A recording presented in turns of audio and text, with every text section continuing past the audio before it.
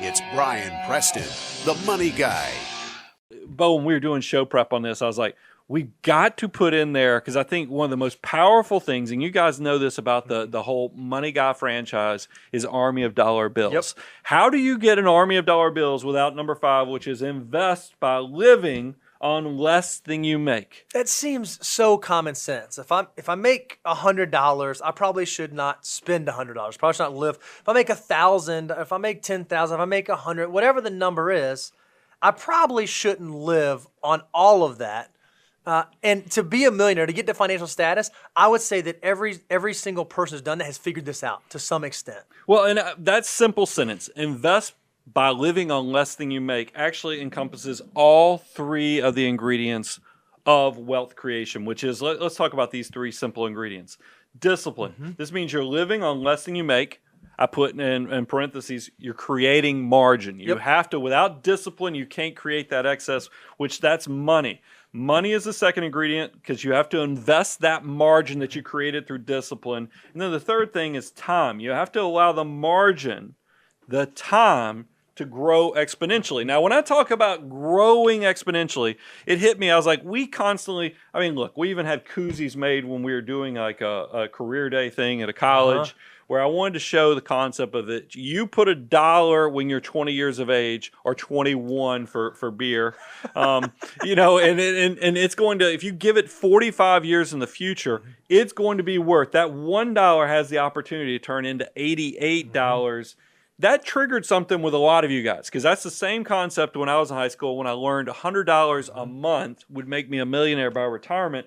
But I think a lot of you out there watching, you fall prey to the stick with it. Mm-hmm. And I want to show you an example because I can see how this happens all the time. Remember, all the voices that are out there coming from your TV, from your radio, from the internet are going to tell you to consume, consume, consume. Don't worry about saving. You don't need to worry about deferred gratification. Consume, consume, consume. And you might run astray because the first 5 years you start investing, and we did an example of $500 a month, which, by the way, is what it is to max out your Roth IRA. Yep. We assumed a reasonable 8% rate of return, and we said, well, what if we grew the money at that 8%?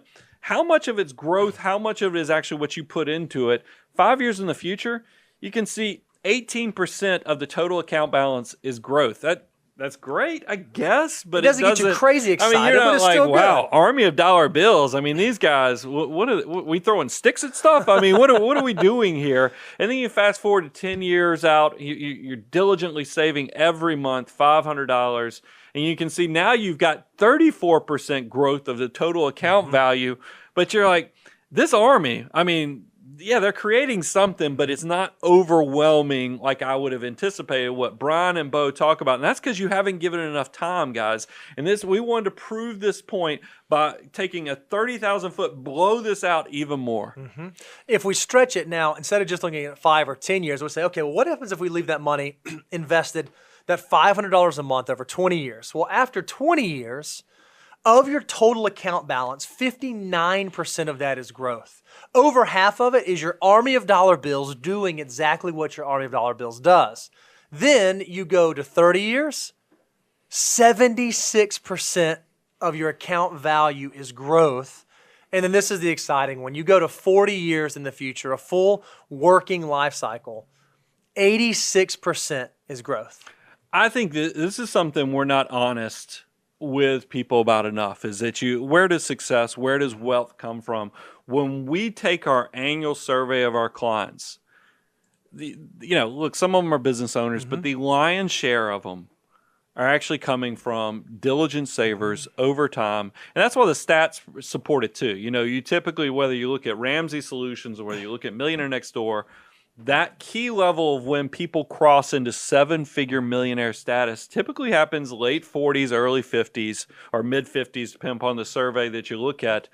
Guys, that is in direct correlation to You got to have that 25 to 30 years to let the money work. And I know that it's somebody who's 20 years of age, you can look at that and go, I want that quicker. Yep. And that's great. Go save more, go invest more. But I want to be honest with you about what it takes to create success, because this is where the majority of people are doing it. It's not a get rich quick type thing. And the fact of the matter is, the earlier you can figure this out, the better. We say this all the time. The absolute best time to start investing was yesterday. So that means that the second best time to start investing is today. Anytime someone sets a big goal, or they have like this long-term thing they want to do, like weight loss or bodybuilding is one that's super common.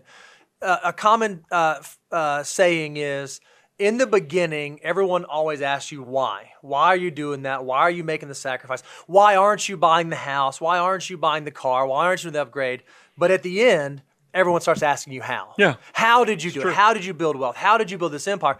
This is the how, if you can just put those three components to work over the long term. The older I get, the more I'm recognizing, look, there is a system in place, and you have to figure out how to navigate well within it.